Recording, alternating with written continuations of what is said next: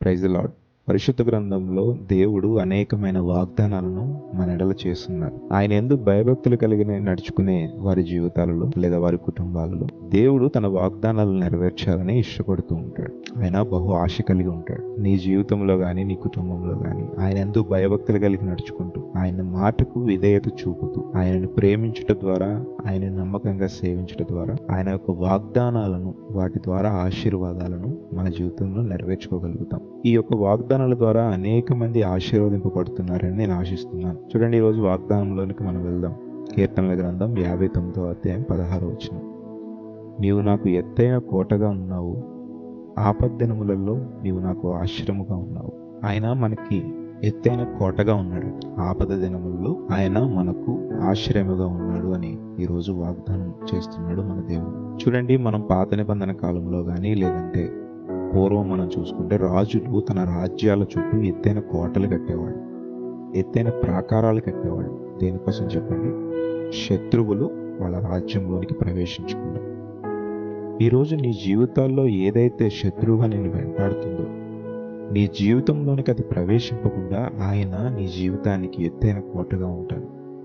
ఈరోజు ప్రభువారు మాట్లాడుతున్నారు కదా, నీ జీవితానికి నేను ఎత్తైన కోటగా ఉంటాను, నీకు నీ కుటుంబానికి నేను ఎత్తైన కోటగా ఉంటాను అని ప్రభు వాగ్దానం చేస్తున్నాడు. అట్ ది సేమ్ టైం ఆయన నీకు ఆపద దినములలో నీకు ఆశ్రయముగా ఉంటాడు. ఈరోజు మన జీవితాలకి ఆయన ఎత్తైన కోటగా ఉన్నాడు. చూడండి, మన జీవితంలో శత్రువులు మన మీదకి రావచ్చు, వ్యాధి బాధలు మన జీవితానికి రావచ్చు, దురాత్మ శక్తులు మన జీవితం మీదకి మన కుటుంబం మీదకి రావచ్చు. సాతాను మనం లొంగ తీసుకుని పాపంలోనికి మనలను పడవేయడానికి మన యొద్దకు రావచ్చు. చూడండి, ఈరోజు దేవుడు నీతో మాట్లాడుతున్నది ఏంటో తెలుసా?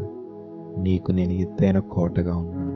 ఆయన నీ చుట్టూ ఎత్తైన కోటగా ఉన్నప్పుడు నిన్ను హాని చేయడానికి ఏది కూడా నీ జీవితం మీదకి రాదు. ఆయన ఎత్తైన కోటగా ఉన్నప్పుడు నీ జీవితంలోనికి అపాయకరమైన ఏ వస్తాయి చెప్పండి? ఏమీ రావు. ఎందుకంటే నీ చుట్టూ ఉన్నది ఎవరు?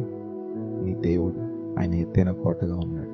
ఆయన నీకు ఆపద దినములలో ఆశ్రయముగా ఉన్నాడు. చూడండి, మన జీవితాల్లో ఆపద దినములు రావచ్చు. అనారోగ్యం ద్వారా అయినా, బాధల ద్వారానైనా, ఇబ్బందుల ద్వారానైనా, అపాయకరమైన రోజులు నీ జీవితాల్లో ఉన్నప్పుడు ఆయన నీకు ఆశ్రయంగా ఉంటాడు. చూడండి, దావీదుని మనం చూస్తాం. సౌలు చంపడానికి ఎంత ప్రయత్నించినా దావీదుకి దేవుడు ఆశ్రయమే ఉన్నాడు. ఒక సందర్భంలో అంటాడు కదా, నా మీదికి ఒక అడుగు దూరంలోనే చావు ఉంది అని. అవునండి, సౌలు ఎంత చంపడానికి ప్రయత్నించినా దావీదు చుట్టూ దేవుడు కోటవలి ఉన్నాడు. అందుకే సౌలు ఏమీ చేయలేకపోయాడు. ఈరోజు నా జీవితాలకి దేవుడు కోటగా ఉంటానంటున్నాడు. కానీ మనం చేయాల్సింది ఏంటో తెలుసా? ఆయన ఎందుకు భయభక్తులు కలిగి ఉంటే ఆయన మనకు కోటగా ఉంటాడు. నా మట్టుకు నేను చాలా చెప్పగలను. అనేక సందర్భాల్లో దేవుడు నాకు కోటగా ఉన్నాడు. అనేకమైన ఆపద దినములు నా జీవితంలో సంభవించినప్పుడు దేవుడు నాకు ఆశ్రయంగా ఉన్నాడు. కరోనా సమయంలో చావు బ్రతుకుల మధ్య ఉన్న నన్ను నిలవబెట్టుకుని సాక్షిగా నిలవబెట్టుకుని ఈరోజు మేము ముందుండి మాట్లాడుతున్నాను అంటే కేవలము అది ఆయన ఇచ్చిన కృపవలన మాత్రం. ఇలా ప్రతి సందర్భంలో నాకు ఏ ఆపద వచ్చినా మొదట నేను దేవుని సన్నిధిలో మాట్లాడతాను. అయ్యా, దీన్ని జయించే శక్తిని ప్రసాదించు అని దేవుని సన్నిధిలో అడుగుతాను. ఈరోజు ఏ ఆపదైనా నా జీవితానికి రానివ్వండి, మొదట నేను దేవుని మోకాళ్ళుతాను. ఈరోజు ఈ వాగ్దానాన్ని చూస్తున్న నీవు దేవుని సన్నిధిలో ఆయన ఎందుకు భయభక్తులు కలిగి ఆయన సన్నిధిలో ఉండి ఆయన కనిపెట్టు. ఖచ్చితంగా నీ జీవితంలో గొప్ప మార్పుని చూస్తాం. ఎందుకంటే ఆయన ఎందుకు భయభక్తులు కలవారి ఎడల ఆయన దూత కావలి ఉంటుందట. ఏ అపాయమో నీ మీదకి రానివ్వదు. దేవుడు ఎంత ప్రేమించాడో దావీదును చూస్తే మనకు తెలుస్తుంది కదా. ఈరోజు దావీదు పక్షాన ఉన్న దేవుడు ఈరోజు నీ జీవితంలో కూడా ఆయన ఎత్తైన కోటగా ఉంటాడు, నీకు ఆశ్రయంగా ఉంటాడు. నువ్వు చేయాల్సిందల్లా ఆయన ఎందుకు భయభక్తులు కలిగి ఉన్నాడు, ఆయనకు సమీపంగా ఉన్నాడు, ఆయన ఎందుకు నమ్మిక ఉంచి ఆయన సేవించు. ఈరోజే దేవుని సన్నిధిలో నీవు చేసిన దేవునికి విరోధమైన పనులన్నింటినీ ఒప్పుకొని ఆయన ఎందుకు భయభక్తులు కలిగి దేవుని సన్నిధిలో ప్రార్థించు, విశ్వాసం కలిగి జీవించు. తప్పకుండా గొప్ప మార్పుని నేను చూస్తాను. ప్రార్థితాను. బహోన్నతుడును పరిశుద్ధుడు అయిన తండ్రి, నీ ఘనమైన నామమునకు వందనములు దేవా. ఏమిచ్చి నీ రుణము తీర్చుకోగలము తండ్రి.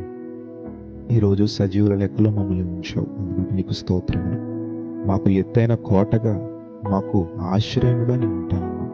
ఆపద దినములలో నీవు మాకు ఆశ్రయంగా ఉంటాను. అవును తండ్రి, ఇప్పుడున్న లోకముల పరిస్థితులను బట్టి అయ్యా, మాకు ఏదైతే ఆపదలు సంభవించాయో, అయినా ఏవైతే సమస్యలు మమ్మల్ని చుట్టుముట్టాయో, ఏవైతే బాధలు మమ్మల్ని కలచివేస్తున్నాయో ప్రభువా, నీ సన్నిధిలో మొరపెడుతున్న ప్రతి ఒక్కరిని మీరు దర్శించి నూతనపరచండి. వారికి ఉన్న సమస్యలను, ఇబ్బందులను వారి నుండి తొలగించండి తండ్రి. మీ యందు భయభక్తులు కలిగి జీవించే గొప్ప భాగ్యమును ప్రసాదించండి. మీ శక్తి కలిగిన నామములు అడుగుతున్నాము, కార్యము జరిగించండి తండ్రి. నీవే మాకు ఎత్తైన కోటగా, నీవే మాకు ఆశ్రయముగా ఉన్నావు. మమ్మల్ని ఏర్పరచుకుని తండ్రి, ఎన్నటికి ప్రభా నీ నీడను, నీ రెక్కలను దాటి మేము బయటకు పోకుండా నీవే మమ్మల్ని కాపాడండి. మా హృదయంలో నీ వాక్యం ఉంచండి. ఈ వాగ్దానం ప్రతి ఒక్కరిలో, ప్రతి ఒక్కరి జీవితాల్లో మీరే శక్తితో నింపుమని యేసు శక్తి కలిగిన నామములో అడిగి వేడుకొని ప్రార్థిస్తున్నాము తండ్రి. ఆమేన్. ప్రతిరోజు అందించబడుతున్న ఈ గొప్ప వాగ్దాన సందేశాలను మీ తెలిసిన వారికి, మీ స్నేహితులకు, మీ బంధువులకు షేర్ చేయండి. Praise the lord.